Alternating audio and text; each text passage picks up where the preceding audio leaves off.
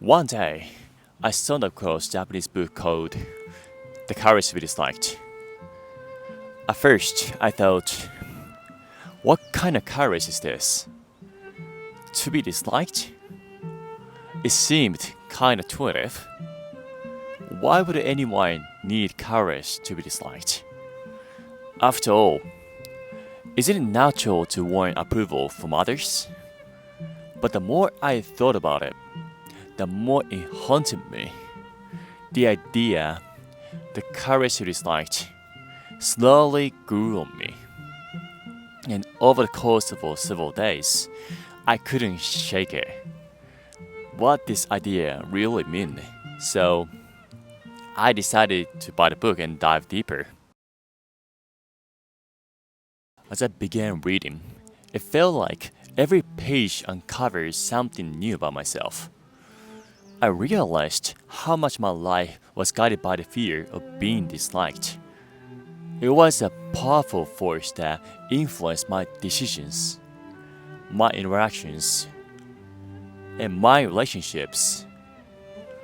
It wasn't just about avoiding conflict.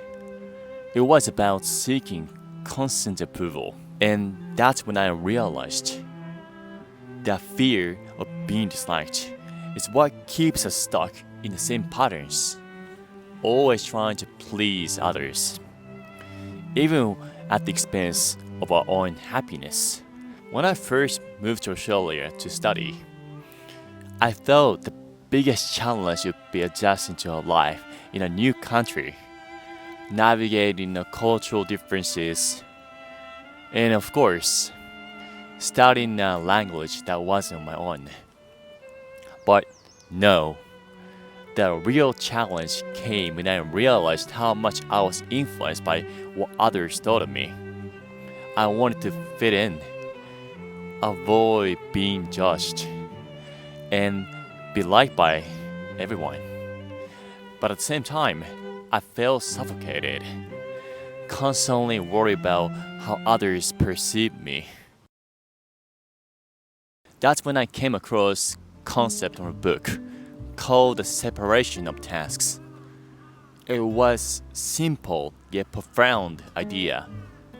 You are only responsible for your own task in life. You cannot control or take responsibility for other people's tasks. And when we start infringing on other people's tasks, trying to control the actions or thoughts, that's when conflict arises. At first, I was skeptical. How could I just focus on my task and ignore what others think?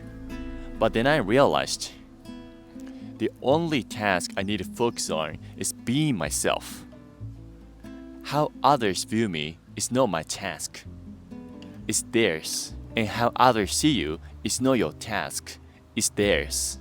And by trying to control that, I was just creating friction and anxiety in my life. Take, for example, an experience I had when I was in high school. I had this girlfriend I really liked, and one day she didn't respond to my message. Instead of letting it go, I sent more messages, each one becoming desperate. I was trying to force her to respond the way I wanted, but all I achieved was pushing farther away. Looking back, I see that my task was simply ask her to hang out. Her task was to decide whether she wanted to join. I had no business trying to control her response. That was a perfect example of how I crossed the line into infringing on someone else's task. So what I've learned and what I want to share with you is that the courage to be disliked is not about giving up on being liked. It's about accepting that you cannot control how others perceive you or what they think about you.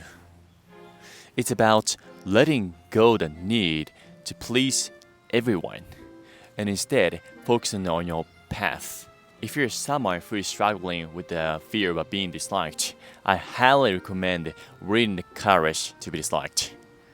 It changed the way I think about relationships, approval, and living authentically. Thanks for watching. Let me know in the comments if you ever struggle with this fear. Or if you read the book, let me know in the comment section below what you think about it. I'd love to hear your thoughts. Alright, thanks so much for watching this video. Until then, I'll see you guys next video. Bye.